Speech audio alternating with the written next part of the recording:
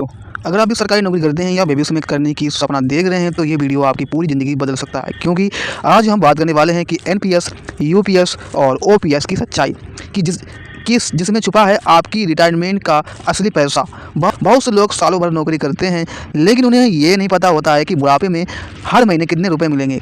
कोई fix pension चाहता है तो कोई बड़ा फंड चाहता है और कोई दोनों का बैलेंस लेना चाहता है, लेकिन सही जानकारी ना होने से लाखों रुपए का नुकसान हो सकता है। इसी तो आज का वीडियो है एनपीएस बनाम यूपीएस बनाम ओपीएस को समझना हर सरकारी कर्मचारी और नौकरी करने वाले इंसान के लिए बहुत ज़रूरी है, क्योंकि रिटायरमेंट के बाद पैसे कैसे मिलेंगे यही इन तीनों योजनाओं का असली मकसद है।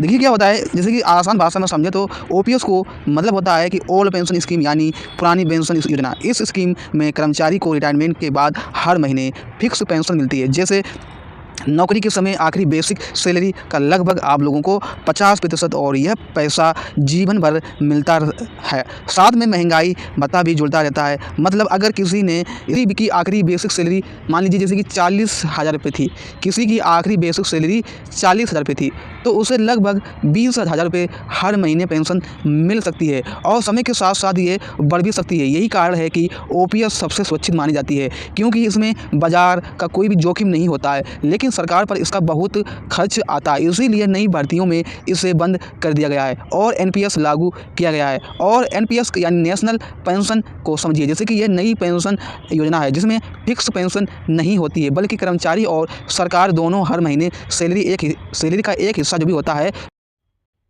करते हैं और यह पैसा शेयर बाजार और सरकारी बॉन्ड में निवेश होता है और रिटायरमेंट के समय जितना फंड बनेगा उसी हिसाब से पैसा तय होता है।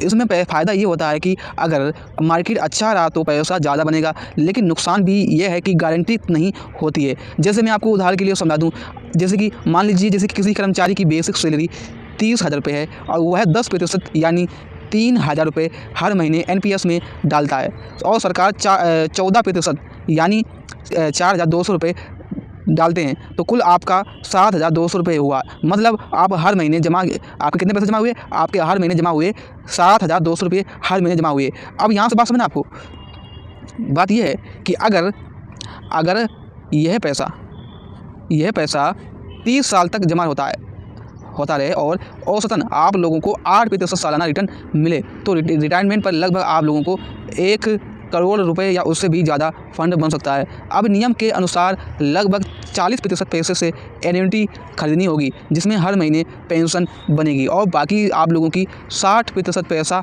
एक साथ मिल सकता है। मान लीजिए जैसे कि 40 लाख से एन्युटी खरीदी तो लगभग आप लोगों को 20,000 रुपये से लेकर 25,000 रुपये महीने पेंशन बन सकती है। लेकिन यह पक्की नहीं हुआ है, क्योंकि बाज़ार जो भी होता है वो ऊपर और नीचे रहता है।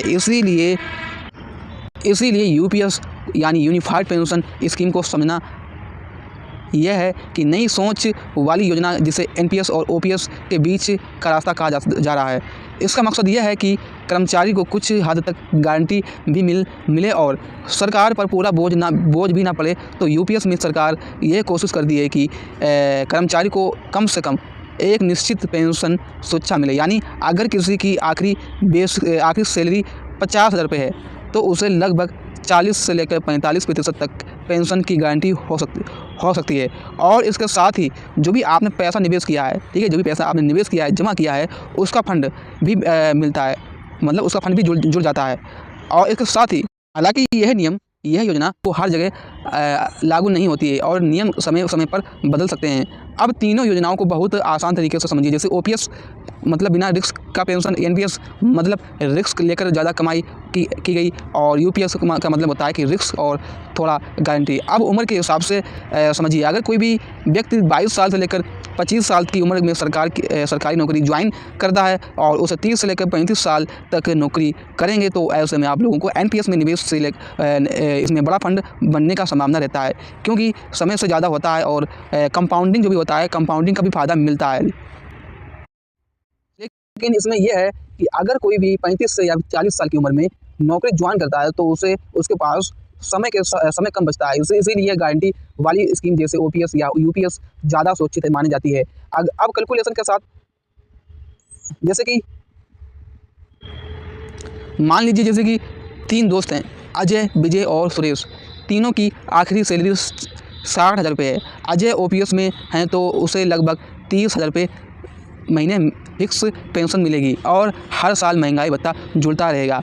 और विजय, जो भी विजय हैं वो NPS में हैं, उसने 30 साल तक निवेश किया, पैसा जमा किया और लगभग उन्हें 1 करोड़ रुपये से लेकर 1 करोड़ 20 लाख रुपये का फंड बनाया।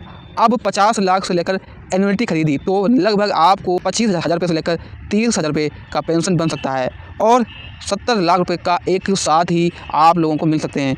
अब बचे हैं सुरेश हैं UPS में। मान लीजिए जैसे कि सुरेश को जो भी है 25,000 रुपये की गारंटी पेंशन मिल सकती है और अगर निवेश अच्छा रहा तो ऊपर से कुछ अतिरिक्त फ़ायदा भी मिल सकता है।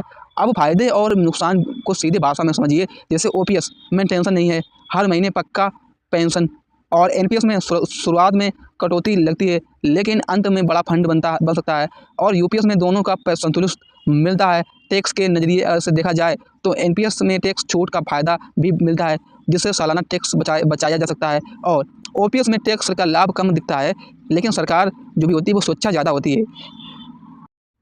और UPS में टैक्स और गारंटी का संतुलन बनाने के लिए कोशिश करती है। अब सबसे ज़रूरी सवाल ये है कि कौन सी स्कीम सबसे अच्छी है। इसका जवाब ये है कि हर इंसान के लिए अलग अलग, कोई युवा है तो कोई रिस्क लेने की ताकत रखता है, तो कोई NPS से बड़ा पैसा बना सकता है, तो कोई अगर कोई सुरक्षित और पक्की पेंशन चाहता है तो वो OPS जैसे स्कीम बेहतर लगती है। और UPS उन लोगों के लिए है जो चाहते हैं जैसे कि थोड़ा सुरक्षित भी रहे और थोड़ा फ़ायदा भी रहे, तो आप लोगों के लिए OPS ठीक रहता है। तो अंत में मैं आपको यही कहूँगा कि आप लोग जो चाहें आपके लिए, तो आप लोगों को इसमें समझ में आ गया होगा। तो अगर आपको ये वीडियो पसंद आया, वीडियो को लाइक करें और हमारे न्यूज़ हिंदी YouTube चैनल को सब्सक्राइब करें। और यह वीडियो मैंने आप लोगों के लिए उदाहरण के लिए समझाई है ताकि आप लोगों को समझ में आ जाए।